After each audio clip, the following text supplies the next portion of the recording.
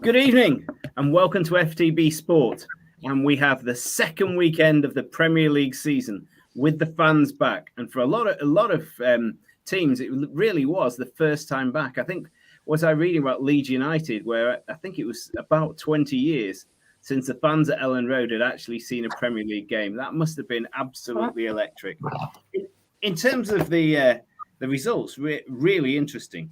There were 20 goals scored over the weekend. And I know Dan and Rich like a bit of stats, and Man City scored 25% of them. But, you know. What were Liverpool's? What percentage were Liverpool's? Well, they did 2 out of 20, so that's 10%, isn't it? There you go.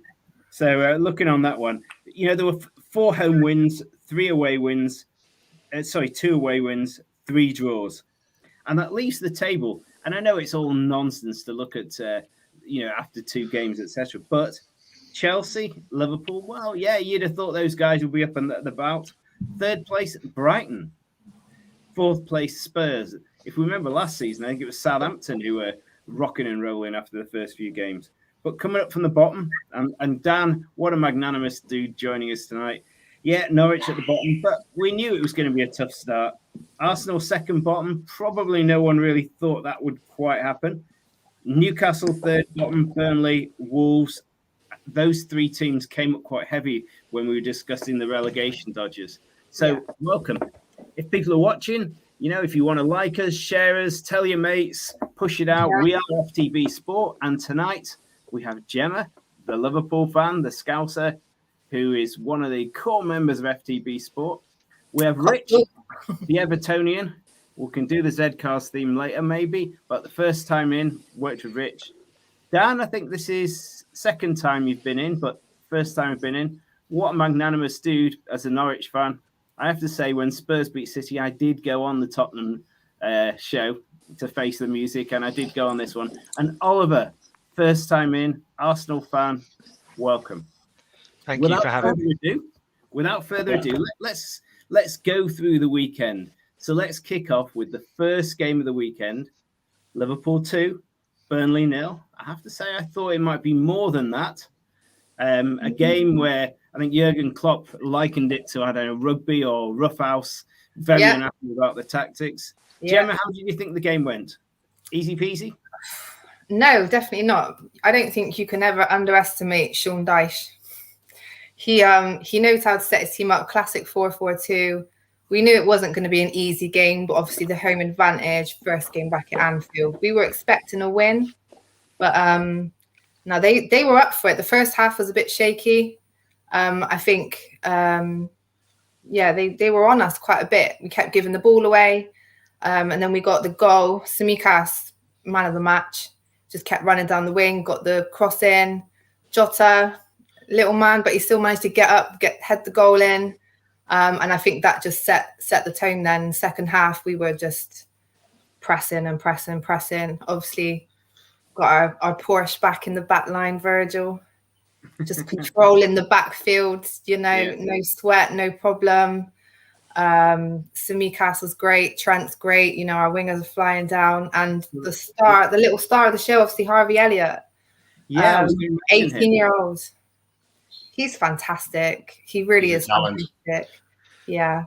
I think the fact he went on loan to Blackburn in the Championship I think that was perfect for him. I think a lot of these youths should go to the Championship because it's a really good learning experience for them. And Blackburn, give them their dues. They treated him really well. It seems to have worked wonders on him. But Klopp loves him. He loves him. So yeah, I was really happy with the result. Clean sheet. He's a local kid, is he, through and through? Been with the club since he was kid. He's a fan, like a proper fan. Even at Blackburn, he would have Justice for the 96 on his T-shirt, under his shirt, and he'd like flash it up after he scored. He's a proper Liverpool fan. Like, he's happy just to be there and around it. So yeah, it was lovely to see. Lovely to see. Good. Rich, without any bias, did you see the game? Did you read about the game? I did. I watched it today, desperately hoping for Burnley win, but not going to happen. To be honest, any win against Burnley is a good one. So, they're a good, solid team. They're going to work you hard. And kind of the interesting bit for me was just kind of see how Van Dijk recovers after Jordan Pickford put a leveler on him last year. I figured I'd get that in before you did. Yeah. You better watch out. For the Premier League to see a player of his quality, you always do worry about a player of his height coming back from a really big injury. So, yeah, but we'll come on to that. Oliver, welcome. Thoughts? Hello. Routine or will many clubs suffer at Burnley? I've got a soft spot for Liverpool. My guitarist in my band is from Liverpool. We went up there for his wedding the other day, and it was great. And if I was to choose any club to win the league, I know it's not going to be Arsenal, so I know that's not going to happen. I would want it to be Liverpool. But I thought, actually, their attacking play, their goals came from just really well, it was almost like a counter-attack. Like the goals when they were pushing on, they weren't getting much love, but it was so quick and decisive, and I think they're a dark horse for the title this season. I think everyone after last season, everyone was like, Liverpool, but yeah, I thought they played really well. They took on what Burnley had, and Burnley had a few chances. Maybe if they had taken one or two, it would have been a closer game, but I still thought Liverpool played really well, and their attacking play, 1-2 touch football on the counter, beautiful. Yeah, good. Dan?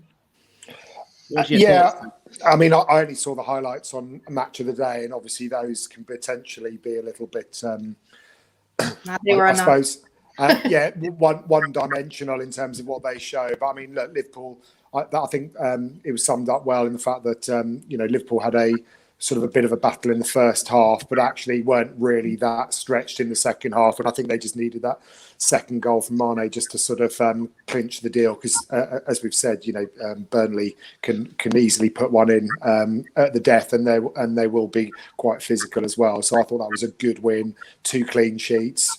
There'll be bigger tests to come though, so it'll be interesting to see how they do against the sort of top 4 or 5. That will be a real test of their championship credentials, really, won't it? Yeah. Adam, always the fun boy. Can you start with Arsenal? No, we can't. We'll come back to that.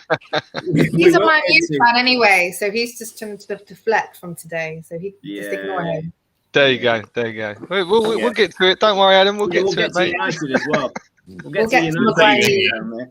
But the second game out was Villa Newcastle, and really interesting. Villa struggled in their first game, but were undoubtedly fighting back towards the end. Good to see Danny Ings.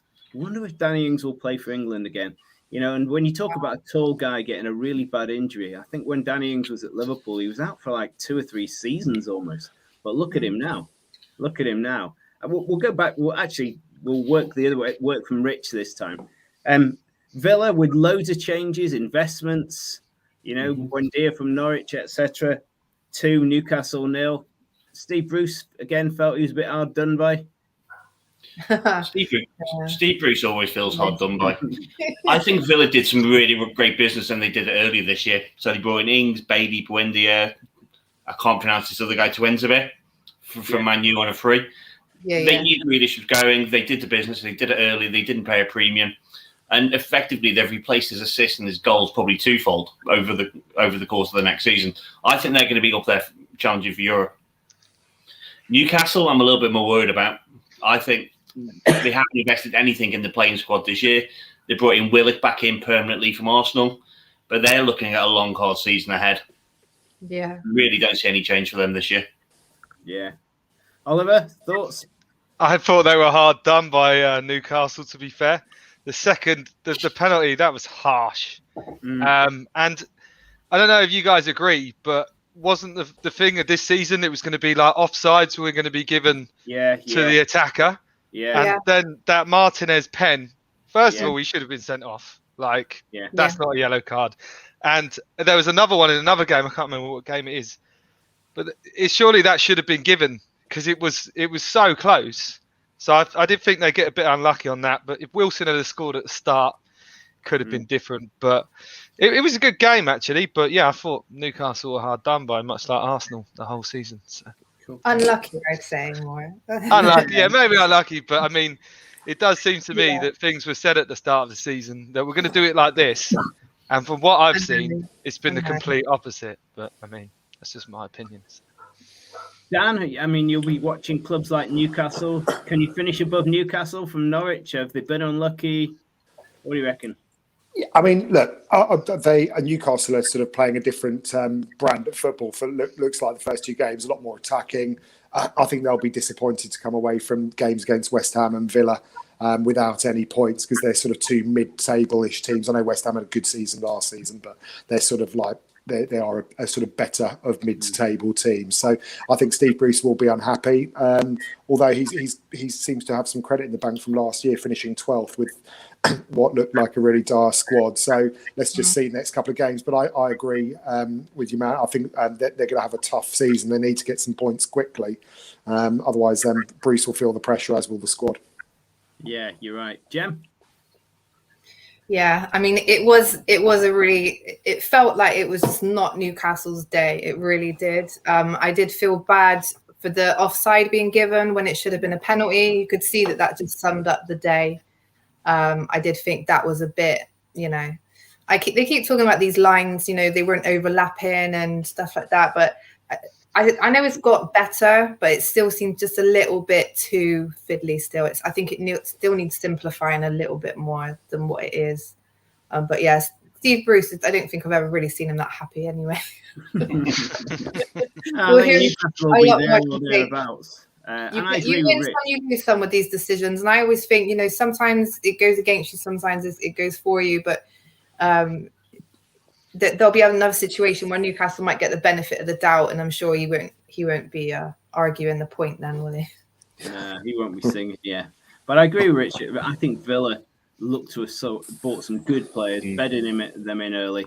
Surely I'd have thought Villa will be knocking on the door of the top 6, I think. And Newcastle, the likes of Newcastle and Burnley depends on injuries, depends on their run of luck. But Dan, if I was a Norwich fan, I'd be looking at a few clubs like them and thinking, we may have to finish above them to stay up. Burnley, Newcastle, maybe even Wolves, which we'll come to in a bit. Comment in from Amondi. Good evening, panel. Go easy on Man UFC and don't boast too much about Liverpool. Not a chance, I don't think, Amondi. United will away some points. He's talking to me. Don't worry. Stick later for wearing the worst kit in the Premier League. I know that's that United kit today. That was it looked like an old school Arsenal kit. I thought that's what it looked like. It did look similar to one we had a few seasons. Yeah. It was Southampton. They were paying homage to Southampton, weren't they, with their kit? Maybe that's why they didn't win, because they had the wrong kit on. Yeah, we've been down that road before. Great kits at Southampton. Amondi, we'll see you later, old son, with the comments. Mr. B, good evening. Amondi's back with Dan Dyche. Anyway, we're coming on to where I have a good opinion on this one. Palace Brentford, and I think Brentford were really rolling after last week, and I was worried for Palace because they've got so many new players in that team, that there was a danger that if they hadn't got a point after the first 4 or 5 games, they would lose a lot of confidence. The fans would lose a bit of faith. But, under normal circumstances, you'd say a home draw against Brentford was not that good. But I think for Palace, bearing in mind what happened last time they changed manager, I think they'll feel quite good about that. And everything you hear about the game from my mates said, Conor Gallagher played really well. And Palace could have taken it. Taking it off, Oliver. What thoughts? Palace Brentford. From what I saw, I needed above 2.5 goals in that game for my accumulator, but it didn't happen. Bad pick. But so when I watched the highlights, I was thinking, God, this is going to be a terrible game. But actually, there were a lot of chances in the game, and Brentford still looked pretty good. I think Tony probably should have got a goal. Benteke had a really good chance as well. It was one of those classic Prem games where it said 0-0, but really there was plenty of chances in there. Just no one had the capability of putting it in the back of the net. But Palace, like us, still not scored a goal this season. That's always not a good thing. So, but yeah, on paper it looked poor, but when you watched it, it was a pretty good game. Dan, another couple of teams like, when we said before, when you're playing Burnley, when you're playing Newcastle for Norwich, when you're playing Palace, when you're playing Brentford, you you got to think a few points coming for Norwich now. Yeah, I mean, Brentford we turned over I think twice last season, but they were obviously a good team. But I mean, we had the measure of them. I think the difference between the Brentford of this season last year is they've invested wisely in their defence. So they were always good attacking in the Championship last season, but they've invested in Aya, I think it is from, if that's how you pronounce his name, from Celtic. And that sort of Norwegian connection with the manager as well. I just think I think they've looked pretty solid. I agree with the fact that Palace had their chances. I think Palace overall were probably the better team from what I sort of saw on the stats and the commentary. I think Brentford will be really chuffed with a point away to Palace as well, because you know what Palace fans are like when they fill up that stadium. You know, I've been there myself. They really give their team a rocket, and you know, it's a hard place to go and get a point. So I think that was a good point for Brentford, but equally a good point for Palace, as you said, Ian, as well. It's a springboard, it's a clean sheet, it's something for them to grow their season off as well. Yeah. Jem? I think this was the one I saw the least of. But I think, yeah, definitely there was worries with Crystal Palace and questions being asked if Vieira's just been thrown to the wolves, you know, given this old rugged team to take over. I think really probably a good result for both of them. I guess both would walk away happy with that point. But yeah, I think Brentford probably be the least happy, maybe. Yeah. Coming up. Yeah. New season. Yeah. Rich, did you see any of it? Caught it on the last game of Match of the Day. But just in principle, I think Palace are going down the right route. So Vieira's got pretty low expectations for this first season. But they're bringing in good young talent. They brought in Eze from QPR a couple of years ago. They brought in Elise from Reading this year. He's a cracking player. He's going to be kind of a proper talent. And then kind of, again, Brentford. So they've come up and they're still sticking to their principles. So you've seen so many teams come up into the Premier League, splash the cash. Brentford are sticking with the system that's worked for them for the last 3-4 years. And I think they're going to finish kind of towards the middle of the table this year. Yeah. I mean, Dan, you'll be pleased to know that, you know, for you and Ben, I will be watching Norwich. I desperately want Norwich to stay up. You know, the compliments for the way they play football. Like Brighton, I didn't want Brighton to go down last season because they play great football.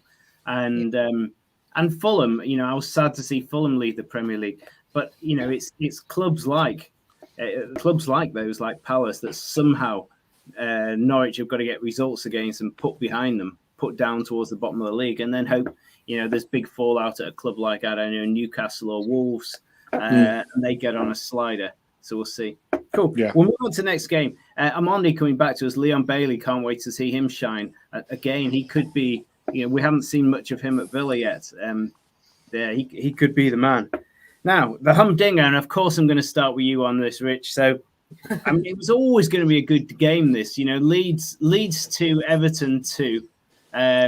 Game of the day, what do you think? It was a cracker to watch from a neutral point of view. It's a shame I'm not a neutral. But you know what you're going to get when you go and play Leeds. Everything's going to be 100 miles an hour. They're going to press you really high up. They're going to keep pressing you in midfield. The ball's going to zip around. I thought we handled them offensively pretty well. I mean, so one of their goals came from a slip, which kind of opened up the defence. The second came from a lucky bounce and an absolutely screamer from Rafinha. But apart from that, I thought we matched them. We matched them for work rate. We matched them for effort. We matched them for pace. And that's something that Everton haven't been able to do for the last few years. So we've had a really pedestrian midfield. We've had no pace out wide. We've had a relatively slow defence. And it's one of the things that kind of Rafa's come in relatively quickly unidentified. So he's brought in Andros Townsend. He's brought in Damari Gray, instantly giving us different options out wide. We're playing Decore a lot more advanced in midfield. So he's had half a dozen shots already this season. He's already beaten his number of shots for last season, which gives you an idea of how much more advanced that he's playing. So, yeah, I think Everton is quite hopeful. But the game itself, yeah, really good game to watch. The first goal, penalty? Yes. I mean, Cooper, I remember I watched the interview afterwards, and I like Cooper. He's a great, honest centre-back for Leeds. And he said it was kind of 50-50, and you usually get that shout, and it usually goes with the defender. It was, you know, but for your view, it was a penalty? I think it was a penalty. So Calvert-Lewin got goal side of him. I mean, if you're a striker, you don't pull on the defender's shirt when they're behind you. There was a pullback. He went down. It's a goal-scoring opportunity. Not only a penalty, it's arguably a red card. He's denied a goal-scoring opportunity there. Possibly a harsh one with a VAR appeal, but you've seen them given. Yeah, I suppose it is. Coming round then, Oliver. Thoughts? Game of the day. Two good teams. I wish I had it in my accumulator. That's all I'd say on that one. The penalty was a very good use of VAR, but what I would say, if that was Arsenal, it wouldn't have gone to VAR and it wouldn't have been given. I'm not trying to create a narrative here, but that's kind of how things are going. Yeah, for us at the moment. But it was a penalty. It was a penalty. It went to VAR, and lo and behold, it got given. Like when I watched that, I was like, oh, no, I've not really seen that happen. Like very much at Arsenal, but I'm not bitter at all. I thought the ref in the game did pretty well. To be fair, it was even. I thought either team could have taken it. Maybe Everton just edged it, but Leeds they nearly got a penalty at the end, which looked a bit contentious. But no, I thought Everton could have got another few goals if a few of the chances that had gone in there quite close. But it was really clear ones. Yeah, it was. They were close, and I thought you would have you banked your money on putting them in, but no, it was a good game. But Leeds, I think having that home advantage just got them over the line. Like you say, Rafinha, he comes and goes in certain games, but he had a stormer. He was star of the match, wasn't he? Yeah, he's a good player. He run that game. Him and Gray. Yeah, that Gray goal though was brilliant because where he went with it at first, you thought, there's no way he's scoring that, and then I don't know. Still don't know how he put that in. That was pure class. Brilliant. It was literally those two made the game what it was, wasn't it? Gray and Rafinha. Yeah, Rafinha. I looked at him last season, and I wondered whether one of the bigger clubs would make a big bid for him. But we were rumoured, I think, a few times. Yeah, he's definitely a top 6 club player, isn't he? Dan, did you see the game at all? I didn't see the game. However, when I was listening to the radio, actually, there was so much excitement around this game. And Chappers actually on Radio 5 Live had actually said this will be the game of the day. And I mean, look at some of the stats. So 34 shots. 12 shots on target, 13 corners, 19 fouls, 6 yellow cards. It had 4 goals. It had everything. So it was the game of the weekend without a doubt. 2 good teams. I think Everton. If you look actually possession, Leeds had 70% of the possession, and actually, Everton will probably feel a little bit aggrieved they didn't walk away with 3 points, which just shows, as Rich was saying, that actually they dealt with them offensively well, and actually were just counter punching them. And actually, Richarlison had a chance just dragged wide in the last 10 minutes as well. They could have easily taken the points as well, but Leeds are always going to be entertaining. They just literally go full throttle, which is why they have concerns about them blowing out in the second half of the season, because they just go until they either suffocate you or they suffocate themselves. So great team to watch. Jem, thoughts?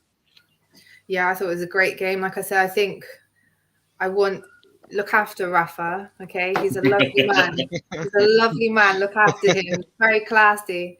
I think what he's going to do for you is great. I think the fact he's brought in Gray, Townsend, I think he's really going to make your players feel confident. They're going to feel a bit more free now, I think, and you could see that in the way you were playing yesterday. But again, Leeds is always going to be one of those kind of games because that's how they go. They don't change their style. No matter who they play, they're just going to come at you and come out and play, and that's why we love watching them play. But yeah, I think Rafa's tactics won out just about in the end. And that last, you mentioned about the last call for the penalty. It was literally on the whistle, wasn't it? Yeah. He's wanting to get the penalty. I know it's messed up, but I was laughing because the whistle had gone and they were chanting in the stands, VAR, and they were like, the whistle's gone. They were like, they thought they were going to come back, but it was like, nope. But wasn't I'm trying to remember, what was the game that they got? Man United, wasn't it? Man United versus Brighton. You're not Man U. Man U them kind of ones, but yeah, no. You wouldn't be laughing if it was Man United. Is that what you're saying? Hey, we've lost Dan just about before we were about to start on the Man City Norwich game. Oh, we'll have to. Wait. We'll have to wait. You for knew it was coming. We'll have to wait. We'll come back to him in a minute. But I thought it was a great game, and I think Everton. I think what Rafa's going to do with them, I think they're going to be a bit more exciting, and yeah. He's a great manager. Better for Leeds. Having Leeds in the Premier League with their style, isn't it better? A better Premier League having Leeds in there. He's back. Yeah. He's back. Don't worry. Hey. We got worried there, Dan, but you're back. We've got to talk to you about your therapy session in a minute. So I have to say, I'll kick off the Man City Norwich game, and for me as a Man City fan, I was delirious because basically you could see the rust fall away from the side. You could see, lots of positives coming through. I love the performance of Gabriel Jesus. I think, I never wanted him to be associated with some kind of make weight for Harry Kane. He played well. Grealish, yes, he got his first goal. The ball hit him on the legs. I just thought it was a great performance by City all the way through. I'll pass it across to Dan for his thoughts in a moment. It was such a freak out to see 4 goals exactly the same down that right-hand side for City, left-hand side for Norwich. And even Daniel Farke, I think, afterwards said, we conceded the same goal like Groundhog Day 4 times, swapped fullbacks twice, and it still didn't make any difference. Dan, thoughts? Was it never going to be? Do you not care or what? I have to disagree. I thought we absolutely took Man City to task, and we were unlucky to walk away 5-0 losers. I mean, if you talk about daylight robbery, that has got to be one of the biggest ones of the season. Look, it was really uncomfortable. I was driving. Actually, I was working yesterday, and I managed to sort of do some driving so I could listen to the whole match. Albeit the second half, I was zoning out for the last 20 minutes and quite happy to take calls. But Norwich. Yeah, Norwich really struggled. They'll play one way. They'll play out of defence. They'll play pretty football. The worst time you can play Man City is when they've just lost a game in the Premiership, and also coupled with the fact that Norwich did turn them over last time they met as well. It was going to be tough, or one of the last times they met them as well. So Pep respects the football that Daniel Farke plays. He wasn't going to sort of take it easy like he may have done a couple of seasons ago. And it was men versus boys. And the more worrying thing for, I think, the rest of the Premier League is the fact that, and Pat Nevin said this actually on the radio, which I totally agree with, is that they haven't even got an out-and-out striker. So if Kane does join Man City, that could have been about 23-0. It was tough. So look, Norwich have got the same problems they had last time they got promoted. Defensively, they're really poor. They've got a strong midfield, and Pukki's marked out of the game now, so they need to have another striking option. They're going to have a tough season, but these 2 games won't be the measure of them. They've got a nice, easy game at home to Leicester next week, which I'm going to with Ben. So looking forward to that 2-hour travel home from that one as well. So they've got Arsenal after that game. You've got to come on after that game. Yeah, we might do. We might. It depends how much. Whether if it's 3 or 4-0, I might not. If it's 1 or 2, I might. And then we've got Arsenal the following week as well. I'll be at the Arsenal game, Dan. So actually, our first 5 games. You'll probably win that though, mate. To be fair, you'll probably win that one. You at least get a draw. So don't worry about it. It's the first time I feel that's our easiest game. Yeah. So, but look, you blew the cobwebs off. 5-0 didn't flatten Man City. Watch out the rest of the season, because if they play like that against anyone else, they'll win 4 or 5-0 against a lot of other teams in the Prem. So not just Norwich, I think. How did you feel about the Liverpool one, Dan? I don't think Liverpool got out of second gear in that game either. And Norwich again, the teams like Man City and Liverpool that press hard and they're skillful. If Norwich try and play out, they're going to get caught. And I mean, you saw some of the marking again. Danny Murphy picked it out on Match of the Day. You can't leave Salah like 5 or 6 meters to set himself and bend one into the top corner. Yeah. I mean, he's going to do it every time. They were all marking Virgil. They were. They were. 5 of your players around Virgil. Like, let's get on the mountain, and you left the Egyptian king top scorer. Yeah. I think you should have been a little bit disappointed that day. Couple of interesting points coming here from Amondi. Firstly, about wonder why Gray left Leicester. Might be something to keep an eye on. Rich is an attitude, but here's one. Yeah, everybody wants Leeds in the Premier League team. Their team plays fantastic, but their fans are a bit psycho. I mean, they at Ellen Road they sing. There's only one Jimmy Savile, one of our own. He's one of our own. Wow. Apparently there was some bad. I'd forgotten about the Jiffy Simonson issue. I'd absolutely forgotten about it. There's been no press whatsoever.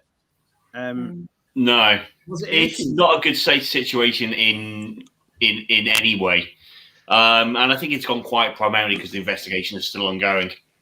But yeah, I'm trying to think how good my lawyers are and how far I want to go on this one. Yeah. I choose not to talk about these things because I talk about the positive sides of football, and I don't want to highlight. Yeah, it's a bad situation. No good will come of it from anybody. I'll leave it there. Rich, is it not a case of innocent until proven guilty? Bad line there. Bad line there. Yeah, bad line. Jem, talk to us about City Norwich. Thoughts? Did you watch it? Yeah. I mean, it was on. I think as soon as I heard that Krul had given the first goal away, I was like, there we go. That's it now. Because they're going to be feeling annoyed. They're going to get depressed. And Man City are just going to run away with it. You'd already had a crap game, the Charity Shield. Then you lost to Spurs, which, let's face it, no one likes to lose to Spurs. That's embarrassing. So you had to come with something. And bless them, Norwich. We'd already softened them up for you that you just had to spread them on your bread. Even though Norwich did spread them on your bread. Wow. Norwich did beat City 2 years ago. Yeah. Well, you are beatable, as Spurs have shown, you know. Yeah. Rich, thoughts? I'm actually going to be kind to Norwich. I thought the first 3 City goals, there was an element of luck to all 3 of them. The first you got the Oggy for the first one, agree. And you got a nice bounce. They were bitty. They were a bit lucky. I mean, the other 2 they fully deserved, and Norwich deserved to lose 5-0 overall on balance of the game. But yeah, I mean, because Norwich haven't done a huge amount of business this year, have they, Dan? In terms of incoming. Well, they've spent about they've probably spent more than they've ever spent before, but just with household names, but from sort of like Werder Bremen and various places in Greece. So they've actually got a new signing that was on the bench, but they didn't play. I don't know. They need some time. Yeah. Cool. Oliver, any thoughts on this game before we move into the next I just want to ask Dan a question, and it comes. I feel like I question Arsenal on this a lot. Kind of like a bit like today. Like, do you think you should just change your tactics? Every man behind the ball, sit deep, and then try and hit him on the counter attack just to get a result. Because Norwich, bless them, they're playing their style of football. He's gone just right in the middle of my question. You mean fundamentally? Get Sam Allardyce in and no, just for Man City. Like Norwich against us, they'll play absolutely amazing and probably get a result. Rafa did that at Newcastle. Remember when City were at Newcastle, and he did do that. And that's it. So does it come down to ethics? Do you go for the result? Do you go for the result out of not playing the kind of style you want to play? Or do you say, let's just go for it and see how we get on? I'd like to know what you think, Dan. What do you think, Dan? Do you park the bus against teams like Liverpool and City and then play expansive against Brentford and Palace and stuff? Or do you play it the Norwich way? He's frozen. It's a very interesting question. How dare you question that? Yeah. Until he comes back, I'm going to harp on about Sam Allardyce and how you should never play the style of football he plays. Having watched it, I'm not saying play it for the whole season. Just play it against City, against other Mourinho teams. used to do it. That's it. Mourinho did it. Man, he had no shame to do that. No, that's it. And sometimes, if they'd have come back with a 0-0 draw, Well, the problem is Allardyce also played that against Southampton, against Norwich. He played it every game, and it was god awful to watch. Really, there's a big difference, isn't there, between doing it because you have to or doing it just because, you lack imagination. Yeah, it was interesting watching both West Brom and Fulham go down last season. And Fulham went down playing incredibly exciting football. Scotty Parker had them playing lovely football, but they went down. But Brighton stayed up playing really great football, and West Brom couldn't, defend their way out of relegation. It looked at one stage like they might. So I understand what you're saying. But it's a switch, though, isn't it? I'm not saying play that way every game. I'm just saying you're playing City, maybe just try and play for a draw. Yeah. When we play you next week, I would rather us play. What's going on? I'd rather us put every man behind the ball, play on the counter, and play for the draw because we're not going to win it anyway. So I'd rather give us better chance of getting something out of it rather than just getting pummeled 4-0, which we probably will. So. We'll come back to Dan on that question when it comes up. The last game of the day, actually, and I enjoyed watching this. This was Brighton 2, Watford 0. Watford got out the block first game of the season. Everyone's going, whoa, Watford looked good. But bloody hell, Brighton were good. Brighton were really good. Basuma was like a young Patrick Vieira. He really was. He was that style of player. He's a very good player. And but Brighton, I don't know, have always been a bit unlucky. To see Mopai, their only decent forward, go off injured, you think, oh no, the Brighton luck's going to go against them. But actually, Oliver, kick us off. Did you see that game? What's your thoughts? Oh, is that on me? Sorry. Yeah. Yeah, no, I saw it. And in fact, funny thing is it's backing up my point of what I've just said. Watford, I felt, were trying to play in the same way they played before, and they came unstuck, I think. But then, it was Brighton, so maybe they had more cause to play like that. But to me, it seemed like Watford put themselves into trouble too many times, and Brighton took their chances. And actually, great header from Duffy, classic from a corner. And then, poor mistake from Watford for the second. Watford just made too many mistakes, and Brighton had a good day and just put them away. But they started with both Troy Deeney and Josh King on the bench. Was that negative against a team that really, if you're playing Brighton, theoretically Watford should have fancied their chances, but they had their two big strikers on the bench. Surprising? Probably. But how many years has Deeney got left in him? Did they play Sarr up front as well? Because it looked like he was playing. It was Sarr and Dennis, wasn't it? Yeah. Maybe that was a poor decision.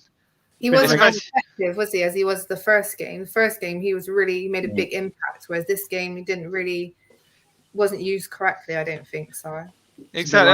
I just think Brighton and Lacazette on the bench. Oh God, don't even get me started on that. But COVID though, it was COVID. There were reasons for it. It was all COVID. We know it now. But no, I think ultimately Brighton played well on the day, and Watford, if you give the ball away against an attacking side like Brighton in midfield, they're going to score goals. Other teams you might be okay against, but ultimately they did against Brighton, and Brighton are a good attacking side. Dan, can you hear us? You're right now. We had an interesting question for you earlier. I think it was Oliver's question. I could hear Oliver. I couldn't respond, but it was about, do you park the bus against the big teams? Was that the one? Yeah. Yeah, and Norwich did do that when they were last in the Prem. They put 3 centre-backs in and 2 wing-backs just to shore up the defence. And I think they still lost 4-0 to West Ham. so I think... And that's West Ham when they didn't have a particularly good season. So I honestly think that, they practice day in, day out the way that Farke plays, which is that sort of attacking, expansive football. It hasn't worked against them, against two of the best teams in the league, and it probably won't do. But I suppose they'll still get used to playing that way, and will have more success against other teams. So, Oliver's probably right, and you should be a bit more versatile in the way that you play in the Prem. But I just think it's a formula that Daniel Farke's used to playing. The squad are used to playing it, and they will get some success at some point in the next sort of 4 or 5 games, I think. So back at Dan, let's stay with you for a moment, because I said, Burnley, Newcastle, Palace, Brentford, Brighton and Watford you have to add to that bag. When Norwich play them, surely you have to say we've got to get points against these guys. Watford definitely, Brighton not so much. Brighton are a good team, and I think you said it, Ian, that last season they were unlucky. I mean, the goal difference is only like -1, -2, and they were fighting relegation last season because they just had some really unlucky results. But Graham Potter for another year, good strong squad, 6 points in their first 2 games. Am I surprised? No. So I think they'll be comfortably mid-table. Watford, on the other hand, I think they've had their glory, and that was against a Villa team that weren't very polished for the first game, and I think they're going to have a tough season, and Norwich will finish above them. Good, and good to see Graham Potter's trying to look like you, Dan, with the beard, Yeah, he rang me actually and said, "How do you do it, Dad?" So I gave him a few styling tips. And, I did like the beard though. He looked like a bit like a fisherman. I digged it. Yeah, he did. Fisherman's friend. By the seaside. He's by the seaside, so it makes sense. Yeah. He just needed a roll neck and he'd be in business. Any thoughts on Brighton against Watford? I mean, just Basuma, he just stood out, didn't he? He just ran that midfield. Ollie, how come you went to Brighton and got Ben White and you didn't get Basuma? Because Ben White's better than Basuma. That should be a crime. Should be a crime. Ben White's better than Basuma. That's why. Yeah. Would you rather have Ben White over Basuma right now in your team? Yeah, well, if Ben White was playing today, we would have got a draw. So, Gemma, wouldn't you fancy him as the Wijnaldum replacement? Yeah. Definitely. Basuma is class, but we weren't going to take both. No, I'm not sure. He's like a good Sissoko or Ndebele, isn't he? Yeah, I think with a good good squad around him. Look what he can do in the Brighton team. Imagine him in a top 6 squad with. They're not going to sell him though, are they? They're not going to sell him. Well, they won't sell him. Yeah. He reminds me a lot of Kante. Yeah. That similar type of player, just all action everywhere on the pitch. Yeah. Hoovering up those little snap balls. But he's probably got slightly better offensively than Kante. So if he's got that as well, he has the potential to go incredibly far. That's a good call, Rich. He does get bought. You'd love him as well. Rich, you'd love him at Everton as well. Yeah, he's the type of player we haven't really had since Gallagher went off to PSG. So Alan's come in and is doing a good job now, but we had a kind of a year, 18 months where we just lacked that bite in midfield and people were just playing through us. I thought Alan played well. I was watching him and I thought he played well. I mean, he didn't play. He is top draw. He was out second half of the season, wasn't he, for you last year? Yeah, I think he was out December, Jan, Feb, but then he was struggling when he did come back. So he wasn't really up to full fitness. So this season should be his season, hopefully. Good. Right then, we can spend a bit of time on this next game on Sunday.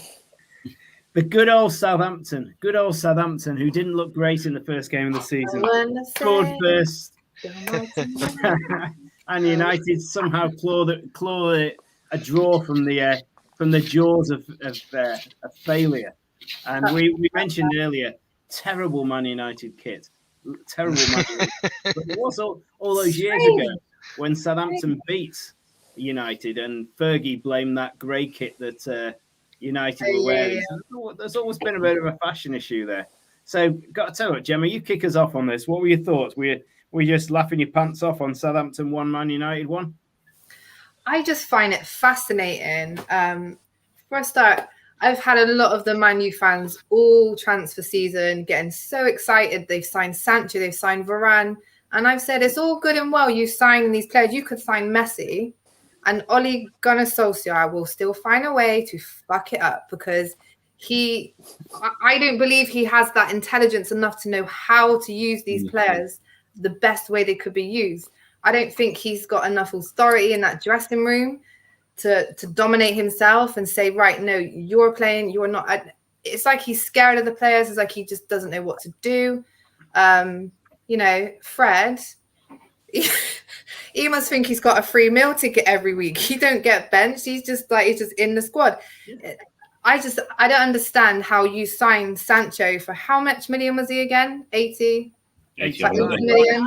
I mean, Lukaku mustn't have even had time to unpack his suitcase. You know, and Sancho sat on the bench for two games in a row. Van der Beek, bless him, he must be sat there looking at these guys thinking, what have I got to do to get off this bench? To be honest, it was a bit, I just don't understand. I find it funny, and I knew that this was, I kind of knew this was going to happen. They were getting all excited about the transfers, and I'm like, yeah, it's all good and well doing that, but look at your manager. And I think this was why, in some ways, they went and spent big money this transfer window, because last season there was protests storming the pitch. They weren't happy with Ole. They weren't happy with the style of play. All of a sudden, they bought Sancho and Varane, and the fans are all happy. Yeah, and then today, you know, the smoke screen's cleared. They're like, it's still Ole. Do you know what I mean? It's still Ole. It's not a magic, you know, it's not just going to be a magic thing, you know. I get the first game, they were high. Pogba was running the midfield. Bruno. Pogba was their best player still today, but he can't win the games for them. And I think Bruno, you know, I don't think he's consistent enough. He whinges too much. I think sometimes he could put in a little bit more, but it wasn't necessarily just him. I think, you know, Fred was playing for the other team today with his own goal. Yeah, well, he's got 2 own goals in 2 games, hasn't he? Yeah, and he'll still start next game. It wasn't like a bad own goal, though, was it? It wasn't a bad own goal. It was pretty unlucky. Like, yeah. They all count if you want to take them in. On the top of the whole performance, you know, doesn't bring much to the table. Yeah. Rich, any other thoughts on this one? Only caught bits of it. Only that is it Livramento looks like an excellent signing for Southampton. Chelsea loan, isn't he? Yeah. Oh, is he? He looks a proper top talent. Yeah. Yeah. It reminds me on that one, Dan. How did Billy Gilmore? How did he play? Did he play well? Well, I didn't even notice he was on the pitch. I think, I don't think I heard his name mentioned once, but I think Billy will probably be measured on and how he performs probably from games 5 onwards, actually, because he was just chasing the likes of like Mahrez and Torres around the pitch, and it was an impossible ask for him yesterday. But boy, Chelsea have some loanees. I mean, Conor Gallagher played well for Palace. But hey, let's go back to Southampton and Man United. But Rich, anything else to add? Only the Southampton are my tip to go down. I really worry about them, but then I worry about them every season. They keep telling their best talent, and somehow they keep staying up. I'm not quite sure how, but fair play to them. We've left them alone this season, all right? We've left them alone. No, I think they'll. Oliver, what's your thoughts, Ollie? Did you not think that Ralph Hasenhüttl looked like a lead singer of Mumford Sons when he started in that? I was like, is he about to take stage for Mumford & Sons? I was pretty sure that's what they all wore when I had the unfortunate joy of seeing them. You know, it's just the waistcoat and the white shirt. I just thought Mumford & Sons straight away. And that was the highlight of the game for me, really. But you know, I think James, what you said is very right. I think Ole Gunnar Solskjaer is going to be the reason that they won't win games like this. You know, Pogba's run was great. I didn't think it was a foul in the build-up to the goal for Southampton. And then Pogba on the second goal was great. Bruno then had a chance, and then Saints had a chance. It was one of those, you know. It wasn't the greatest games to watch, but, you know, 1-1. You know, I was looking at this WhatsApp, the Man United agenda WhatsApp. Everyone was going crazy, and I was like, it could be worse. You could be an Arsenal fan, you know. You didn't lose. We had a watch along, and Errol's voice was getting higher and higher. My phone was just pinging, and I'm like, it's not that bad. Come, you're not losing. No, don't worry about it. They thought they were going to win the Prem in like 2 games. I think that was just a big slap in the face. Like, oh yeah, we're Man U. Oh, that's a bit harsh. But I'm joking. Yeah. Any other thoughts on that game? Because that was, it didn't go to form. Yeah, I mean, I can't believe he played Fred. I agree with Jim, and also Matic as well. I mean, Matic is good, but I mean, you bring Lingard on, who had an absolutely amazing season last season, and you bring him on in the 86th minute against a team that had a difficult first day, and you should be able to score goals against. I mean, yeah, it was a little bit like it was a game he could have tested some of his newbies and given the likes of McTominay and Lingard a game or at least longer. But look, I think the most disappointing thing for me was the fact that I picked my fancy team with 10 minutes to go last year, so I did the auto select, which didn't select Bruno Fernandes, who I had in my team all last season. He scores a hat-trick. I then put him in and as captain, and he does absolutely bugger all. So, I mean, there's my view on the game. I didn't even know there was an auto-select option. I'd probably do a lot better if I'd have used that. There you go, Ollie. I made 2 changes to the auto-select quickly, and they both either didn't play or didn't score. So I took out Alonso and put in, I can't even pronounce his name, Azpilicueta. Is that how you say it? And Alonso goes and scores. So, you know, it's a lottery. But there you go. There's my little highlight for you. Bruno Fernandes, captain of the fancy team. You'd have got good numbers for Azpilicueta today, innit? Yeah. I had Reece James in my fantasy team, and he played good well call. as well. I had Lukaku. I mean, we'll come on to Chelsea, but that lad Lukaku, I mean, this could be his big season. It could be his big season. He looks like he could beat a team on his own. Breaking my heart. Amondi says, poor performance by United. Ollie can buy new players, but can't find a pattern to play. Yeah. I mean, that's it. I think that's really magnanimous by Amondi. Thank you. And Sam said to them earlier, I said, I think if Brendan Rodgers came into that team now, he could do a million times better with that set of players than what Ollie is doing. Yeah, I probably agree. Sam, Man United seem to have over-dependence on Bruno to deliver. Yep, I think that's what everybody said. So there you go. Okay, let's move on to, and I'd say Wolves 0, Spurs 1. I was wondering before I came on the show, are Wolves really going to struggle this season? Because if that result had come in last season, you'd have thought that was a really good result for Spurs, because the Spurs last year would have lost that or drawn that. But Spurs got an away win. They clawed it out. So 2 games running, you know, they've managed to claw out a victory against, you know, teams that could well have beaten them last season. But you say last season, but they've took their manager and they still only beaten them 1-0. So last season that might have been like, you know, but now they've gone and took their manager. So you'd expect them to, I don't know, win a bit better than that. But yeah, anyway, if they've took their manager, keep the ball. What's your thoughts? Well, they've took their manager. So you're saying about last season, you would have, you know, it could have been a bit of a tricky one for them. So the fact it could have still been, you know, 1-0 is never a comfortable game win, is it? So I would have expected them to do better than that, because I was really I've tipped Wolves to get relegated this season. I was expecting Spurs to do better than that, but yeah, you know, they've raided their manager out. I don't even know the Wolves manager. Never really heard of him, nothing about him before. So you'd think they'd go in there. You know, they've just beat Man City 1-0, and then they've gone to Ferrero Rocher. They should have bought the playbook. They should have bought the playbook. You know what I mean? Fair to Spurs. They changed the whole team midweek there. They changed the whole team. It's a funny start, isn't it? I know, but you know, come on.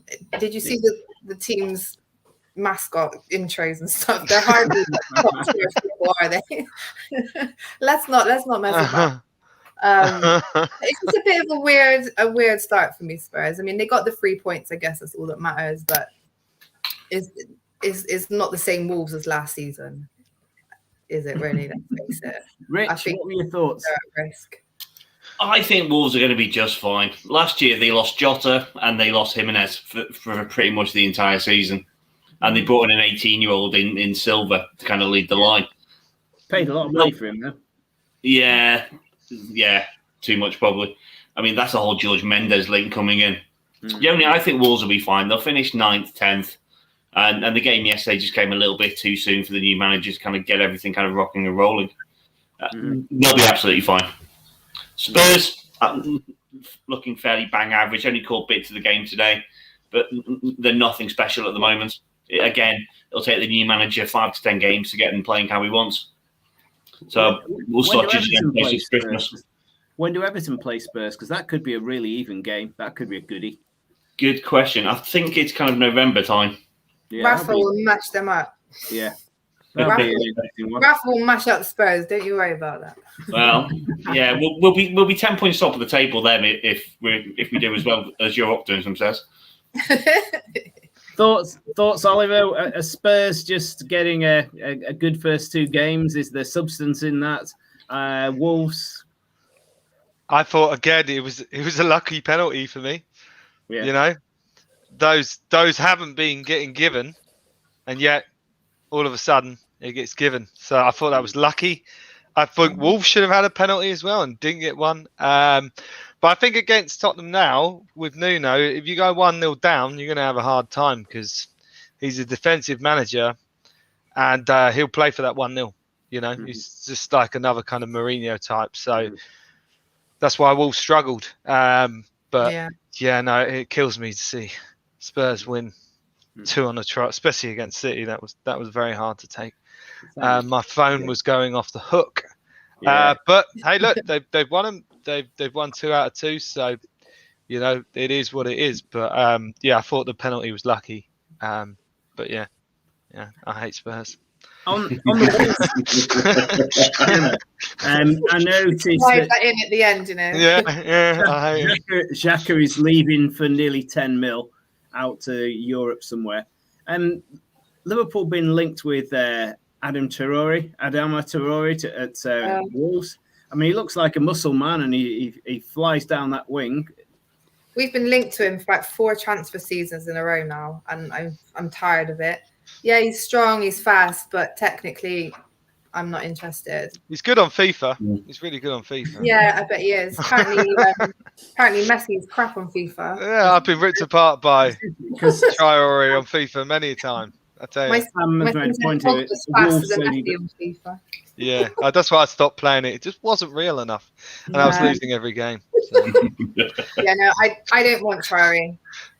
No, you don't. Basuma's a different. Big and fast, but no, that's I'd rather Basuma. Yeah, you need to have a bit of class, a little bit of finesse. I don't think Traore's got that necessarily. No, he's got the physique and the feet, but he hasn't got the brain. Yeah, that's it. What was the old 80s or 90s expression? Head down, mindless boogie, or whatever. He is a bit of a head down guy, isn't he? Yeah. Like hell, but it's all a bit. And it's like, oh shit! Now what do I do? Yeah. I've never heard that expression. I dig that. I might use that. Yeah, no, it's good. I like that. Head down, mindless boogie. It's good. You're an everyday worry on that. Yeah. Sam makes a point here. Wolves say he deserved a point, so he's basically saying what we're saying here. Adama can do ones outside the box, but will fail in a 1-to-1. Here's another one. Potsy talks football. Wolves will be fine. Liverpool fan. You're a Liverpool fan. Wolves will be fine. Great in the second half against Leicester and good today, just missing the back of the net. Yeah. I think that's pretty solid. Also, was the Pacos de Ferreira results, Rocher, an example of lack of quality in Spurs squad depth? Well, I'm going to stick up for Spurs here. It's just one of the things when you put the whole second string together. You know, Man City have done this a few times where they've done big changes and you think, surely they've still got the talent to turn over such and such, and they don't.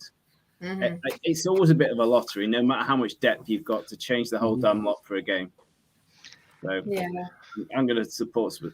Any other thoughts on Wolves Spurs? I just have. I mean, to be honest, I think Wolves should have been given a penalty as soon as the whistle went for Ali's hair. I mean, anyone with that hairdo, that is an immediate red card offence. I don't know what he's doing with his hair, but that is all. I mean, all joking aside, look, Wolves had 25 shots. I mean, they had better possession. They had more corners.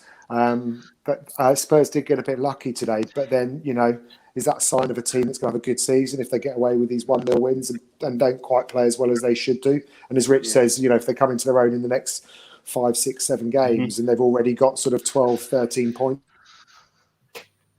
Uh-oh, Dan's frozen out again.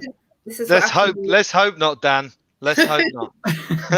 Right. Spurs do when they get in a good position. Look, they freeze. last game of the weekend.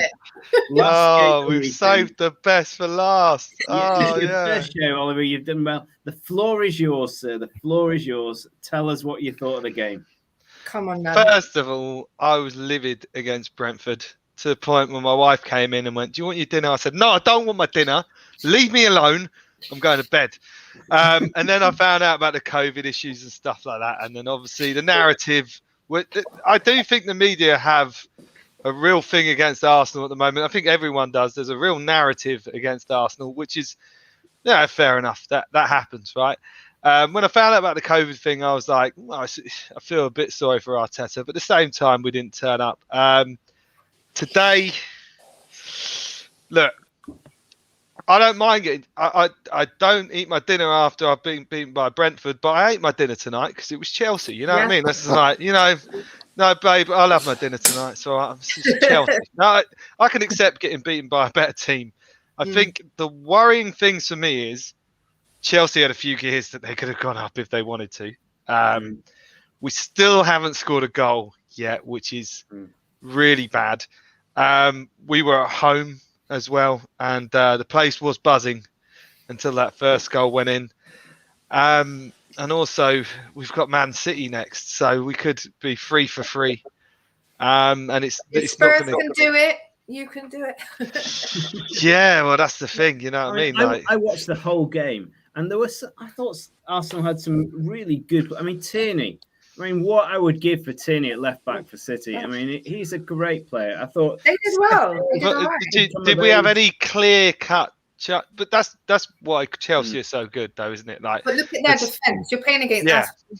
Come on, right? Their defense is amazing. They didn't win the Champions League for nothing. What we when Azpilicueta was literally holding on to one of your players, you're not moving anywhere, and he was just walking around with him, and then the ball went away, and he's like, "Okay, you can go now." Also, and the last thing, which I'm trying to be getting in at every other game, the whole podcast, is that we are getting mugged off proper. We should have got a penalty against Brentford, and we should have got a penalty against Chelsea. And none of our decisions go to VAR, and even when they do, we don't get them. But then I watch Match of the Day, and I'm like, this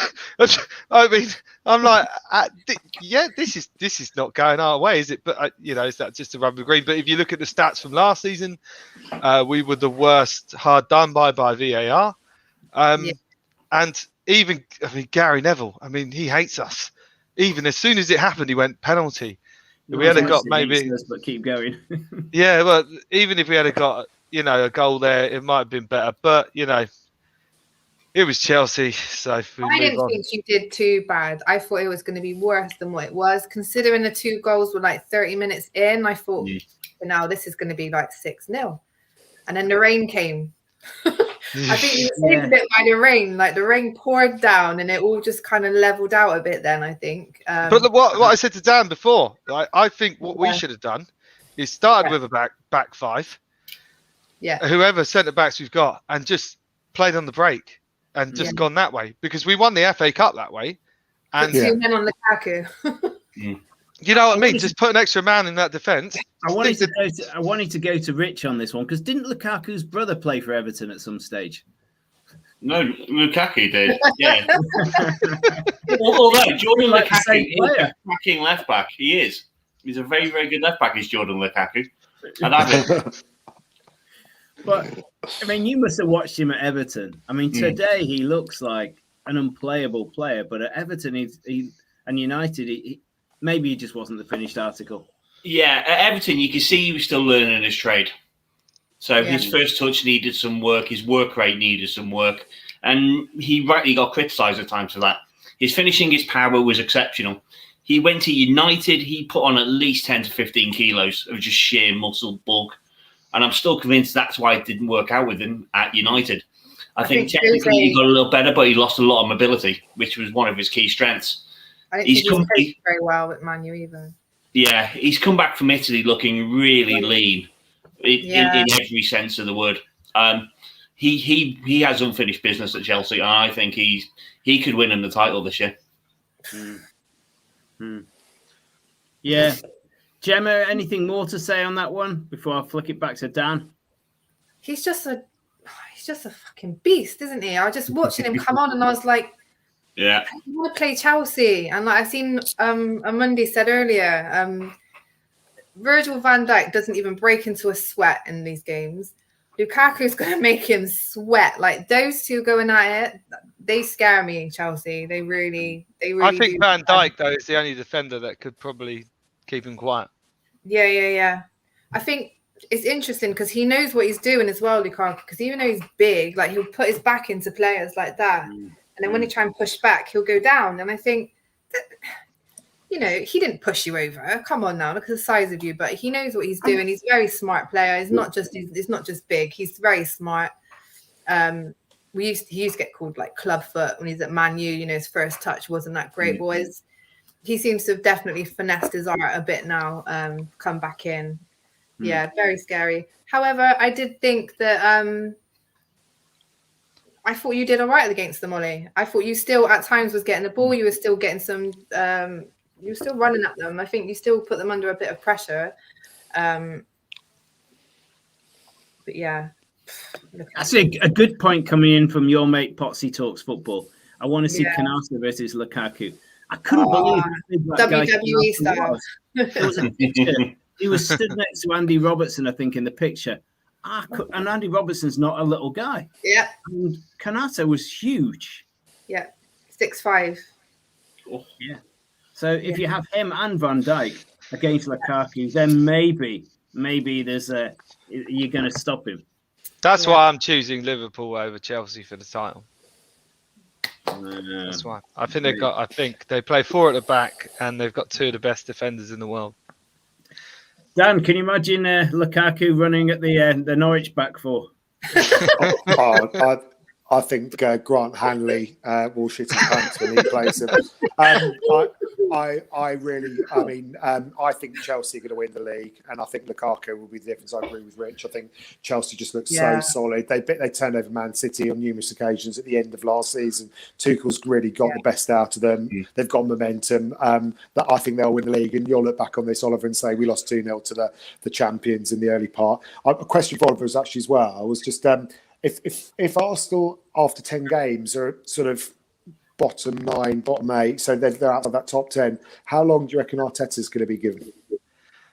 I'm going to be honest with you, Dan. I didn't expect to say this on the podcast, but I'm going to be honest because it's going to make it more interesting. After Brentford, I said we'll lose to Chelsea, we'll lose to City, and then we'll draw to Norwich, and then I think he might be gone. I think that looks a viable thing to me. If we beat Norwich, then he'd probably buy himself some more time. Yeah. But yeah, it's not looking good. There's a good chance he might buy himself some time. No, I'm going to that game. So I might be on this podcast and being like, oh, I called it. But who knows? I mean, who knows? It's hard to say. I don't think we've been very lucky in the way things are going with COVID and stuff like that. So I wouldn't say it's all on him, but it ain't looking good. So who would you fancy replacing him? I mean Conte. You've got to have Conte. You know what I mean? Like someone who can. Yeah. But I mean, would he want to even come to Arsenal? No, probably. He didn't want to go to Spurs, did he? Yeah. Well, if he won't go to Spurs. He certainly ain't going to come to us. But. You might do because you've got a trophy cabinet. Yeah, but it's not looking very good at the moment. Guys, we've run over an hour. Just want to say for those watching, please like us, share us, tell your mates. This has been a fantastic show. I take my hats off to you 4 guys. Your knowledge, your stats, your besottedness of the game is just so joyous to behold. I just want to last word. We'll start with Jem. Last word on the second weekend of the season. Last words. Okay. Oh dear. We've got Salah. Liverpool. 2 clean sheets. That's my word. That's Rich, the spirit. Come on, counterbalance it. He's just a fat Spanish waiter. Fat Spanish waiter. He's actually doing quite well for us at the moment, so up the rapper. Up the rapper. Oliver, you've been a superstar. Thoughts? Last it's been another horrible weekend for me, and yeah, it's not going to get any better next week. But hey, we can dream. I hope you get to eat dinners most weekends. Dan? My message is just to all those people out there that are going to wake up tomorrow feeling like it's that bad Monday. Just imagine what it's like to be a Norwich fan on Monday morning. You're only one place below us, mate. So yeah. And we've got Man City out of the way. Yeah. But at least you're waking up next to your sister, so Wow. Guys, thank you. On that note, we're going to finish on such a terrible note. But second weekend of the season, great panel, great knowledge. I'm going to end the broadcast. Like us, share us. We are FTB Sport, and boy, we're passionate. Bye. Thank you, guys. Bye.